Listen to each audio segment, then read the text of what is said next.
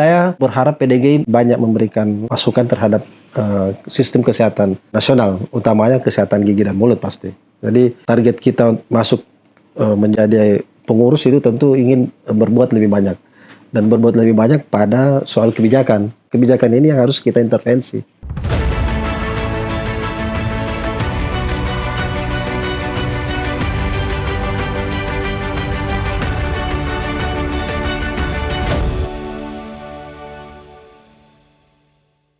Halo pemirsa, apa kabar? Senang sekali saya Niputi Ngaja dapat kembali menyapa Anda. Bertemu tokoh baru, cerita baru, Unhas Figur.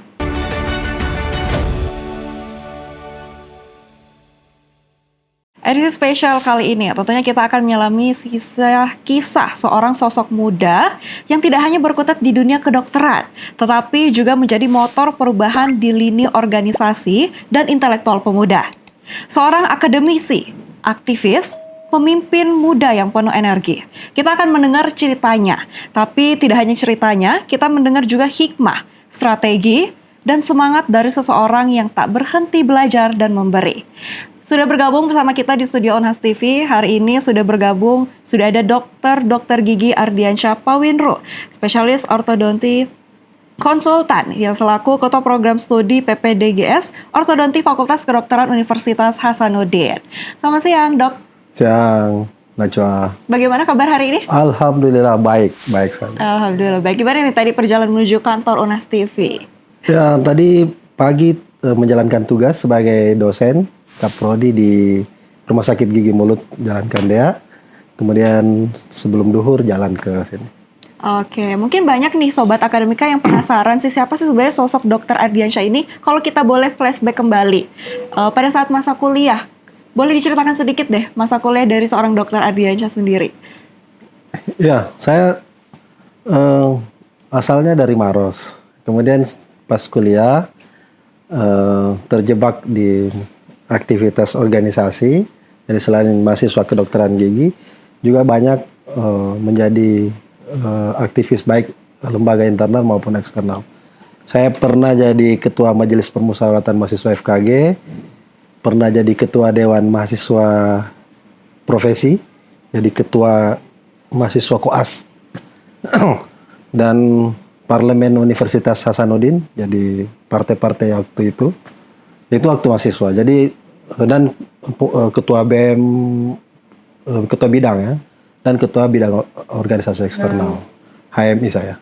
Oke, menjadi aktif di organisasi dan juga sebagai mahasiswa kedokteran. Ya, dulu kita ini hobinya mahasiswa. Iya. Pekerjaan kita adalah organisasi. Dulu begitu menunya. Oke, lalu bagaimana tuh pada saat itu menyimbangi waktu? Kan mahasiswa kedokteran kita tahu sibuk dan banyak tugas nih, banyak ujiannya. Iya, jadi pastilah kalau mau ujian ya kita tentu prepare-nya harus bagus. Tetapi kalau untuk satu aktivitas kita range waktunya pada masa libur, misalnya bakti sosial ya. Kalau di FKG itu dulu aktivitas yang paling sering keluar baksos. Nah itu baksos pada usia masa-masa libur. Jadi relatif sebenarnya tidak mengganggu.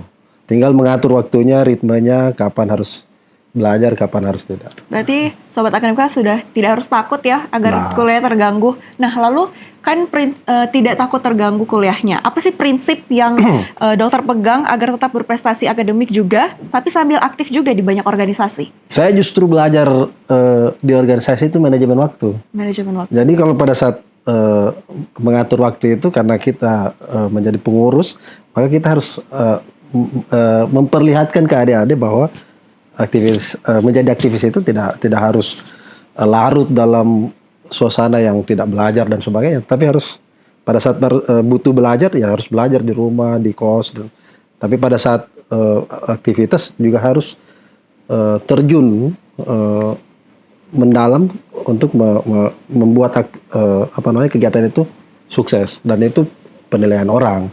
Akhirnya ya diminta jadi ketua Majelis Permusyawaratan Mahasiswa, jadi ketua Dewan Mahasiswa Profesi dengan juga sebagai koas, dan koas waktu itu rata-rata orang 3 tahun, saya juga dapat itu padahal saya seorang aktif ketua BEM.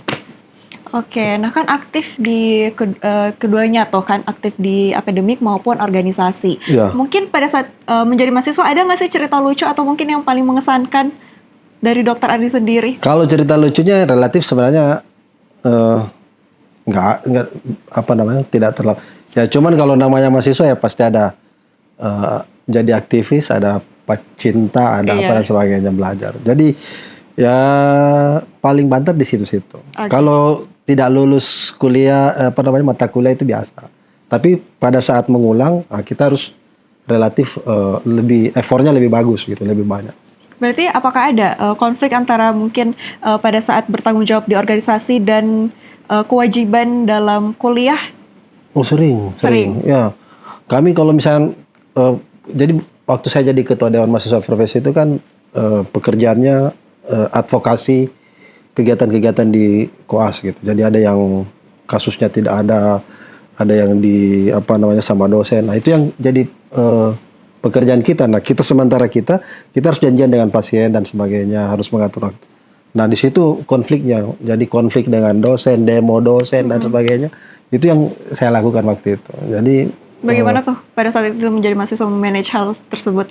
ya, dan berjalan dan akhirnya orang melihat bahwa Ardi cakap, orang mampu atau apa dan sebagainya untuk memimpin itu. Dan akhirnya ya alhamdulillah sampai hari ini jiwa-jiwa itu masih ada. Idealisme kita terhadap kebenaran, idealisme kita terhadap kerjaan-kerjaan sosial itu masih sangat bagus. Oke, bisa kita tangkap berarti Dokter Adi seorang aktivis nih. Ya, aktivis. Oke, aktivis. Apa sih pengalaman yang paling menantang selama menjadi aktivis yang benar-benar menguji nih karakter dan keteguhan Dokter Ardi sendiri? Ya, kalau waktu mahasiswa di Ketua Dewan Mahasiswa Profesi itu, menurut saya itu yang pekerjaan yang paling besar karena dulu waktu FKG waktu dulu itu sangat lama orang koas. Jadi pasien susah, kemudian banyak intimidasi bukan intimidasi dalam tanda kutip ini ya, tetapi kebaikan ya. Cuman itu yang kita advokasi terus waktu jadi koas. Di situ yang paling banyak organisasi yang saya masuki, misalnya Persatuan Mahasiswa Senat Mahasiswa Kedokteran Gigi.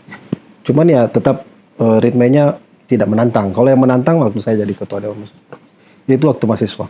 Oke, lalu kalau kita lihat sekarang nih kan dok, sudah beda sekali zamannya pada pada saat Dokter Ardi menjadi aktivis dan pada saat zaman sekarang. Bagaimana tuh Dokter Ardi? Sekarang saya masih jadi aktivis sebenarnya. Iya, maksudnya pada saat aktivis di zaman sekarang, Ya. melihat dengan perbedaan pada saat Dokter Ardi menjadi mahasiswa pada saat itu menjadi aktivis.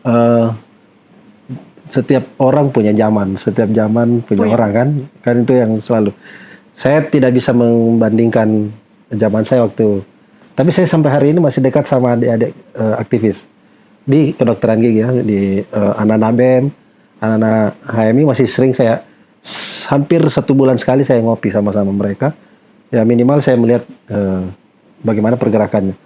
Tapi titiknya memang situasi Unhas sudah berbeda. Kalau dulu range waktu mata kuliah itu lama, jadi kuliahnya per minggu kan, 1 mata kuliah. Kalau sekarang kan blok. Jadi harus diselesaikan dalam 2 minggu dan itu yang sedikit menyita waktu mahasiswa sekarang. Jadi tidak bisa alpa 3 hari. Kalau dulu 1 mata kuliah kita selesai, bisa kita jalan-jalan kemana, bikin aktivitas, kemudian jadi kuliah tetap absen. Tetap hadir maksud saya, tidak absen. Oke, sekarang ini kan namanya ada sosial media. Ya. Nah, sebagai seorang aktivis tuh kan pasti ada perbedaan utama tuh. Kalau zaman mungkin memang betul aktivis kampus pada saat zaman dulu dan aktivis pemuda sekarang yang aktif di sosial media. Menurut Bung Ari itu gimana? Saya kira bagus ya, karena saya kalau diskusi sama mahasiswa, saya bilang bahwa kalau organisasi mau eksis, maka menu itu harus terbaru. Menunya dulu berbeda dengan menu sekarang. Kalau menu dulu kita bikin kegiatan baksos, pamfletnya cuma selebaran kita tulis, sekarang harus sosial media dan itu orang akan lihat. Kalau bagus di situ, ya saya kira orang akan tertarik ikut di organisasi itu. Begitu. Jadi saya justru harus menggunakan itu. Sekarang saya punya klinik, ya saya pakai itu juga media untuk mempublish kegiatan-kegiatan saya dan sebagainya. Jadi saya kira ya sebagai aktivis harus Adaptif. adaptif terhadap zaman, jangan ditinggalkan, karena kalau ditinggalkan orang Kita yang akan meninggalkan ditinggalkan. organisasinya pasti gitu. Betul. Oke, HMI, KNPI, masih KHMI. Ya. Semua ini punya warna dan kultur organisasi yang sangat berbeda. Apa sih tantangan terbesar saat Dr. Ardi harus beradaptasi dengan banyak lingkungan yang Saya beragam? pengalaman saya yang paling, ya kalau HMI kan tempat belajar saya. Jadi basic saya berorganisasi itu sebenarnya di HMI. Jadi punya semangat yakin usaha sampai, itu yang paling saya ingat kalau dari. Jadi misalnya saya pergi sekolah tanpa beasiswa dan sebagainya ke Bandung kemana, itu kan prinsipnya yakin usaha sampai saja. Ya. Di sana pasti ada praktek, di sana pasti jalan dan sebagainya. Walaupun modal kita nggak ada beasiswa dan sebagainya. Nah, kalau di Masika, kalau di KNP itu kan relatif kulturnya berwarna. Ada sudah ada Muhammadiyahnya, sudah ada non-Muslim. Jadi pendekatan kita juga pendekatan berbeda. Di Masika itu aktivis kampus banyak Muslim. Jadi saya jadi ketua Masika ISMI Sulsel waktu itu. Relatif kegiatan saya boleh dicek bagaimana saya memanfaatkan media sosial waktu itu. Jadi dan kegiatannya alhamdulillah berjalan selama 3 tahun 4 tahun itu sangat, karena saya memang komit bahwa kalau saya jadi ketua saya harus memperlihatkan ini saya menghibahkan diri untuk jadi ketua waktu itu. Nah, berjalan tantangannya karena dia di sana banyak akademisi, jadi nyambungnya enak. Saya akademisi, teman-teman aktivis akademisi juga banyak, jadi kegiatan itu lebih banyak pada diskusi-diskusi, bakti sosial dan sebagainya. Bukan yang lain-lain lagi. Oke, kita menangkap bahwa Dr. Ardi ini cukup aktif di berbagai organisasi. Ya. Nah, kan mungkin aktif juga, tapi sampai saat ini pun masih dibilang usia masih relatif muda. Ya. Oke, nah lalu Semangatnya mudah. semangatnya muda Ya. terus. Nah, gimana sih Dr. Ardi ini sendiri? Apa sih yang menjadi prinsip utama yang menjadi pedoman hidup? Saya prinsip saya sebenarnya berbuat untuk masyarakat itu lebih baik ketimbang berbuat hanya untuk pribadi saya. Jadi aktif di organisasi itu karena di sana ada sosial, ada masyarakat, ada pengabdian di sana. Bukan untuk kepentingan saya, karena kalau kepentingan saya cukuplah jadi klinisi, jadi ortodontis, itu bisa menghidupi saya, tetapi bukan itu. Tinggalkan keluarga, tinggalkan pekerjaan-pekerjaan yang ini, urus-urus namanya kalau kami urus umat. Itu lebih membahagiakan saya ketimbang saya jadi klinisi tok gitu dan tinggal sampai jam 10 malam kerja pasien dan sebagainya. Walaupun itu juga sosial kan, tetapi bukan itu. Silaturahmi dengan yang lain itu lebih berarti bagi saya ketimbang orang tinggal di rumah dan sebagainya. Jadi bukan tipe saya untuk tinggal di rumah. Oke, tadi kan prinsip. Kalau sosok yang menginspirasi atau sosok yang menjadi panutan seorang Dr. Ardi? Orang tua saya pasti. Orang Bapak saya. Bapak saya itu imam masjid dulu. Imam masjid. Dan dia cukup dikenal di kampung kan. Dia terdengar, dan itu yang menurut saya jadi inspirasi. Selain tokoh-tokoh tokoh-tokoh yang pahlawan seperti Sudirman dan sebagainya. Saya kira kalau aktivis zaman dulu pasti punya tokoh-tokoh itu. Tetapi basic sosial saya ada di kampung waktu itu. Jadi kalau di kampung kan kehidupan kita ya saling bantu, bertani, kalau musim hujan kita pergi menanam. Itu yang saya lakukan dulu. Pesan apa sih yang paling diingat dari orang tua? Saya sebenarnya dia lebih ke, karena kan dulu pesan-pesan, tapi dia kasih contoh. Jadi kalau mungkin bukan pesan yang kayak bahasa, tapi kasih contoh bahwa kerja baik-baik, jadi pemimpin itu lebih bagus, lebih banyak manfaatnya daripada tidak berbuat apa-apa. Oke, kan tadi bisa menyambung dari tadi menceritakan tentang orang tua. Lalu sebagai dokter, apakah menjadi dokter itu ada dorongan dari orang tua atau memang dari pribadi Dokter Ardi sendiri? Orang tua saya dulu tidak pernah mengantar saya untuk jadi dokter. Saya yang memilih. Saya dulu memilih dokter Ya karena ingin berbuat baik saja. Jadi waktu bimbingan dan sebagainya diarahkan jadi mau jadi teknisi, teknik atau dokter. Saya mau menjadi dokter. Dan alhamdulillah diterima dari dulu. Oke, baik, luar biasa. Mungkin kita sudah, Sobat Akademika sudah mengenal sedikit mengenai Dokter Ardi, tapi mungkin tahan dulu dok ya, kita bakal lanjut setelah jeda. Ya. Baik, Sobat Akademika Unhas, tentunya kita akan membahas lebih dalam lagi bersama dengan Dokter Ardi, tapi setelah jeda pariwara berikut. Ya.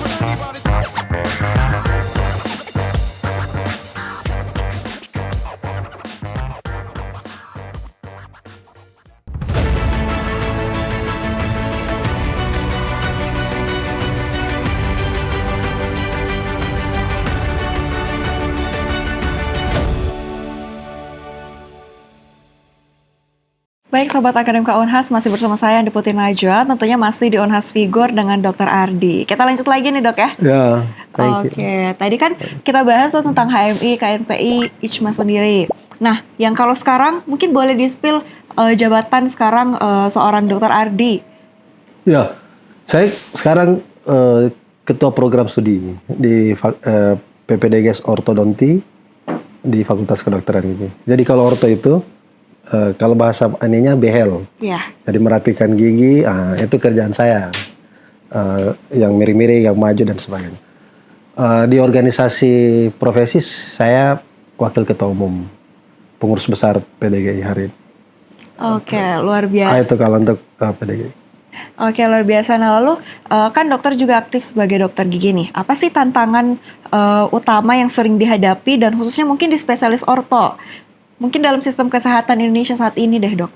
Ya, sayangnya SP Orto ini belum masuk dalam pendanaan asuransi.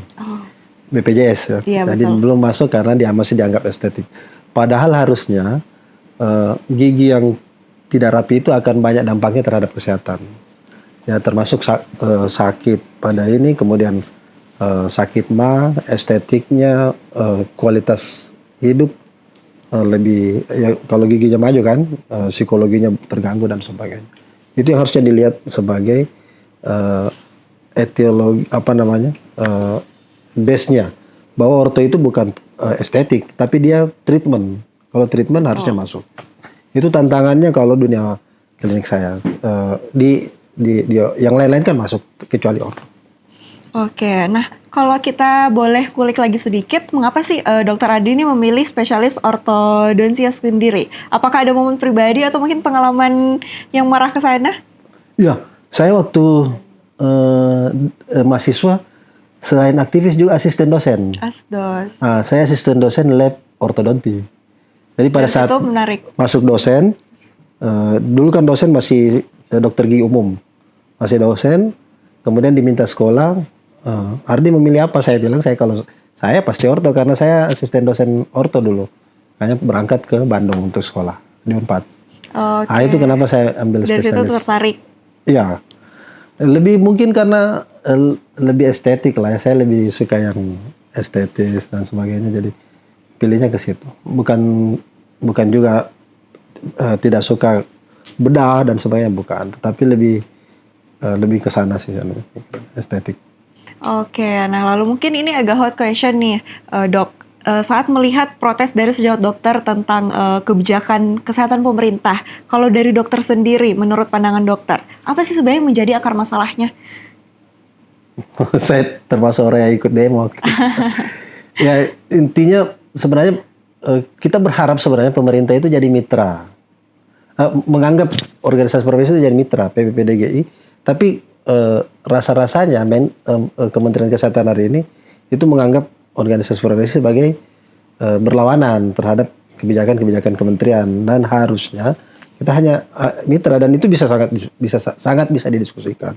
Sehingga kalau ada persoalan-persoalan kita memberikan masukan, dan itu kita kasih masukan ke DPR, ke Kementerian Kesehatan. Tapi lagi-lagi Undang-Undang Kesehatan menurut saya harusnya memanggil kita untuk mengkaji dunia kesehatan itu idealnya seperti apa. Siapa yang punya hak untuk mengerjakan ini, siapa yang punya hak mengerjakan ini, siapa yang organisasi ini apa, dan sebagainya. Nah, itu yang tidak didiskusikan dengan baik-baik dengan organisasi profesi. Makanya pada saat terbit Undang-Undang Kementerian Kesehatan, para organisasi profesi, dokter-dokter itu demo, dan sampai hari ini kan ada kolegium, ada apa dan sebagainya, itu ke MK, ke mana-mana, dan itu kami adalah bagian dari itu untuk menuntut. Cuman lagi-lagi ini kan ya memang kita berjuang hanya untuk kebaikan masyarakat, karena tujuan kita demonstrasi itu sebenarnya adalah perlindungan masyarakat, kualitas safety safety pasien yang menjadi ini. Kalau safety pasien dihilangkan jadi masalah kan, kasihan untuk masyarakat. Salah satu contoh misalkan surat rekomendasi praktek. Dulu yang mengeluarkan itu kami, organisasi profesi. Di situ ada pendekatan yang kita nilai ke dokter gigi itu adalah etikanya, cara kerjanya. Sekarang tidak ada lagi. Jadi siapa yang mengontrol itu? Pemerintah tidak. Dia hanya menerbitkan. Akhirnya sekarang dokter itu liar, di mana-mana dia bikin praktek, tidak punya surat rekomendasi praktek. Sekarang akibat undang-undang itu. Dan itu yang menurut saya kekurangan, menjadi kasihan masyarakat. Dirawat tapi tidak, siapa yang rawat kita ini? Oke, Kementerian Kesehatan. Kalau kita berangan-angan deh, ini kita berbicara. Jika Dr. Ardi dipercaya mendapat kepercayaan sebagai Menteri Kesehatan, prioritas pertama apa sih yang untuk memperbaiki ekosistem dokter dan pelayanan publik? Saya yang pertama, saya kembalikan dulu aturan-aturan yang ke sebelum undang-undang ini. Itu dulu. Kemudian mengajak semua stakeholder untuk berdiskusi ini soal kesehatan yang paling dasar itu di mana, bukan di undang-undangnya, bukan di ini, tapi bagaimana stakeholder itu memberikan masukan, termasuk BPJS dan sebagainya. Itu yang menurut saya penting untuk kita kaji, karena selama ini ada BPJS wajib seluruh masyarakat, tapi asuransi swasta itu juga tumbuh kembang. Itu kan ada pertanyaan yang mendasar. Loh, ada BPJS punya pemerintah yang wajib untuk masyarakat, tapi asuransi swasta juga pesat justru menawarkan fasilitas yang lebih ini. Kenapa BPJS tidak berkembang seperti itu? Nah, itu yang pertanyaan-pertanyaan itu. Tapi lagi-lagi kalau saya jadi Menkes ya alhamdulillah lah. Thank you Najwa, didoakan itu. Oke, BPJS Kesehatan kita tangkap. Kan kalau kita lihat realitasnya sekarang, ada gap besar antara apa yang diinginkan masyarakat dengan realitas BPJS. Menurut Dr. Ardi, apa sih dari yang menjembatani hal kedua tersebut? Saya di BPJS itu tim kendali mutu, kendali biaya dari 2015 sampai sekarang. Jadi tiap tahun itu sekarang. Karena saya sebenarnya banyak ininya. Tapi saya kira sekarang BPJS sudah sangat memiliki perubahan. Dulu pelayanan, lagi-lagi menurut saya di soal tarif kapitasi yang ribet, yang masih kecil, sehingga dokter itu tidak melayani sepenuh hati. Ya, akhirnya kan dulu ada di mana dokter VIP, pasien VIP ya, di mana pasien umum, di mana pasien BPJS, yang begitu-begitu. Sekarang kalau di kedokteran gigi yang menjadi masalah itu kapitasi sebenarnya. Karena praktek-praktek dokter gigi itu praktek-praktek dokter dan dokter gigi itu dibiarkan untuk berkompetisi, mencari kapitasi. Itu yang merasa masalah. Kami sudah mengusulkan melalui PDGI untuk harusnya BPJS itu memberikan kuota langsung kapitasi bahwa fasilitas ini 1.000, fasilitas 3.000. Jadi jangan dibiarkan dokter itu mencari sendiri. Akhirnya ada kompetisi yang tidak sehat. Jadi di sana kliniknya kurang bagus, di sini bagus, sini aja dok, harusnya gitu. Kompetisi padahal dalam sumpah dokter gigi tidak boleh begitu. Dalam sumpah dokter tidak boleh saling menyerang karena menganggap saudara. Nah itu juga yang dinamikanya yang menurut kita harusnya BPJS kasih tuh. Ini klinik ini 3.000, klinik ini 5.000. Itu yang paling sering mendasari selain kasus-kasus lain ya. Akhirnya ada fraud dan praktek dokter, klinik dokter. Jadi kita ini jadi penasaran, kalau dokter Ardi sendiri, di mana sih klinik dokter Ardi? Kalau boleh di-spill. Yang pertama karena saya dosen, saya tentu klinik saya di Rumah Sakit Gigi Mulut, ya, klinik orto. Oke. Di sana ada residen saya juga yang treatment bagi teman-teman dan harganya murah. Kalau praktek malam saya di Jalan Pengayoman, Anugerah Maraja Dental Clinic. Itu milik saya pribadi. Pas depan Mall Panakukang, depan parkir Mall Panakukang. Dan kalau teman-teman ke mall, Trans Mall atau Nipa Mall, itu juga saya praktek di situ. Itu punya saya juga, Happy Dental Clinic. Happy Dental. Itu jadi sobat akademika bisa berkunjung ke sana dok ya, ya kalau boleh. buat konsultasi Nanti giginya. Hubungi saya kalau mau orto dan spesial, itu klinik dokter gigi umum dan spesialis. Jadi semua spesialis ada di situ. Oke, luar biasa. Kita balik lagi nih tadi. Kan dokter aktif di PDGI dan punya jejaring luas. Apa sih harapan terbesar yang ada di Dokter Ardi untuk regenerasi dan peran strategis PDGI mungkin di masa depan? Ya, saya berharap PDGI banyak memberikan masukan terhadap sistem kesehatan nasional, utamanya kesehatan gigi dan mulut pasti.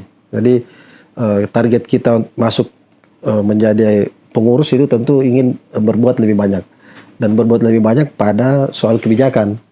Jadi bukan lagi mungkin pada soal, tapi kebijakan. Nah kebijakan ini yang harus kita intervensi karena memang banyak persoalan dan intervensi itu ya mulai dari saya sebagai akademisi, sebagai klinisi dan sebagai mungkin mudah-mudahan doanya masuk ke sistem kepemimpinan nasional ya tentu harus memberikan warna di situ bahwa karakter aktivis kita sebagai orang yang punya idealisme dan sebagainya itu harus berbuat baik di situ, harus terlihat di situ pada saat kita memegang jabatan dan sebagainya. Oke, kan itu terlibat langsung tuh. Nah, kalau menurut dokter sendiri melihat kebutuhan untuk mendorong lebih banyak tenaga medis muda yang terlibat dalam ranah kebijakan atau legislatif, menurut dokter itu bagaimana? Iya. Saya kira bagus ya. Kita justru support. Sebagai contoh, kita ketua DPR sekarang itu kan dokter gigi. Dan itu ketua IKFKG. Betul. Jadi komunikasi kita di Sulawesi Selatan minimal untuk kesehatan gigi dan mulut itu sudah baik sekali. Dan kita punya dokter gigi di DPR. Ada dokter gigi. Dan saya kira itu sangat bagus. Karena memang mereka justru sudah tahu masalah bahwa dokter gigi itu ini seperti ini, dokter umum itu seperti ini dan itu yang bermasalah dan harus diperbaiki sehingga kita dorong teman-teman di pengurus PPPDG juga banyak dari kelompok-kelompok pejabat jadi kepala dinas, direktur rumah sakit dan anggota DPR, anggota partai maksud saya. Oke, lalu Dokter Ardi ini juga sebagai dosen. Bagaimana nih Dokter Ardi melihat sebagai dosen, melihat transformasi karakter mahasiswa zaman now lah kalau kita bilang. Mungkin lebih mudah atau justru lebih menantang untuk dibentuk? Lebih menantang tapi lebih mudah juga.